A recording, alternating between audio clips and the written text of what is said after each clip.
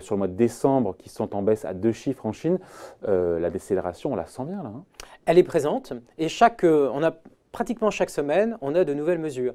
Et en fait, les autorités chinoises ont visiblement mis du temps, d'une part, à prendre la mesure en fait, de toutes le désendettement, puisqu'il y a 2 ans, en fait, le maître mot, c'était le désendettement. Et en fait, ils ont mis en place des mesures relativement fortes. Et ces mesures, en fait, qu'est-ce qui n'est pas une mauvaise chose pour rendre l'économie plus saine? C'est une économie qui fonctionne à 230% d'endettement, crédit public et crédit privé par rapport au PIB. Donc c'est une des économies les plus endettées au monde. Donc la mesure était tout à fait justifiée. Par contre, elle est intervenue, elle a été très très forte et donc on voit bien que des mécanismes de crédit comme le marché de l'immobilier mais aussi le crédit aux entreprises, lui aussi a pâti de cela. Et est intervenue la redéfinition de la politique commerciale qui, elle, effectivement, a mordu un petit peu sur l'activité. Et là, on est dans une période de transition dans laquelle les autorités sont en train à la fois d'assouplir leur politique monétaire et de faire de la relance fiscale très très ciblée. Donc on a des reprises. Quand on regarde l'investissement dans le détail, on voit en fait que l'investissement en Chine est en train de repartir grâce à ces mesures ciblées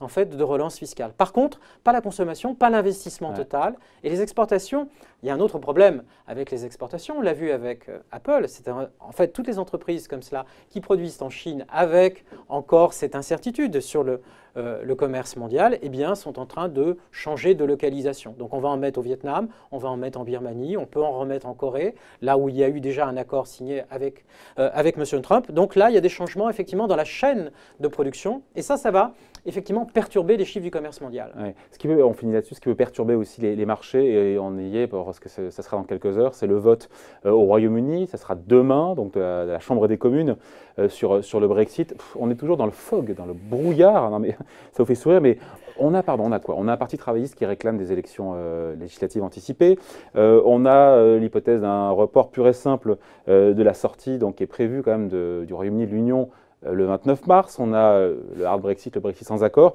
on a ce second référendum. On a tous les scénarios. On a exactement tous les scénarios possibles.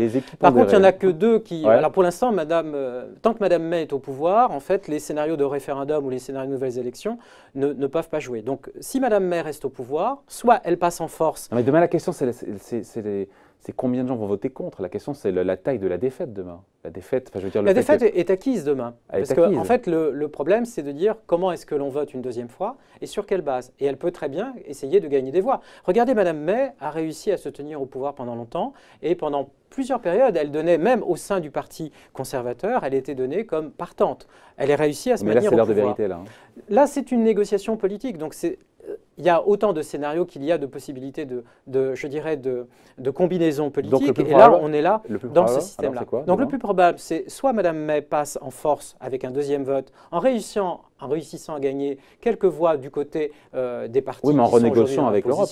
Non, sans négocier avec l'Europe, en allant chercher, parce que le coût de sortie sans Brexit, sans accord, est gigantesque. Soit le deuxième, eh bien, c'est de prolonger, se différer avec l'article 50 et de vivre avec cette sortie différée qui n'est pas prononcée officiellement ou acceptée officiellement par le Parlement, même si la date du mois de mars, elle, demeure, tant qu'effectivement, il n'y a pas un vote effectif sur le Brexit. Donc, dans les 2 cas, ça ne sera pas une calamité pour les marchés, vous écoutez? Alors, c'est pour ça, regardez, la semaine dernière, en fait, on a eu une livre qui s'est réappréciée parce que, effectivement, c'est la logique en disant, dans ces 2 cas, eh bien, en fait, la Grande-Bretagne, le Royaume-Uni, pardon, reste dans l'Union européenne. C'est le paradoxe, en définitive, puisque, en fait, le Parlement ne vote pas officiellement sur la sortie. Donc, on a financièrement un mécanisme qui ressemble effectivement à un soft Brexit, alors qu'on est quand même dans un processus de sortie. N'oublions pas, la date du mois de mars reste active. Donc, au mois de mars, on sort. Alors on sort légalement, mais on peut continuer à négocier. Exactement. On aura l'occasion d'en reparler d'ici là. Je pense que les choses seront bougées et vous reviendrez nous voir quand vous passerez à Paris. Donc, Patrice Gautry était l'invité de la grande interview en direct sur Boursorama, chef économiste à l'UBP, l'Union bancaire privée. Merci. Merci à vous.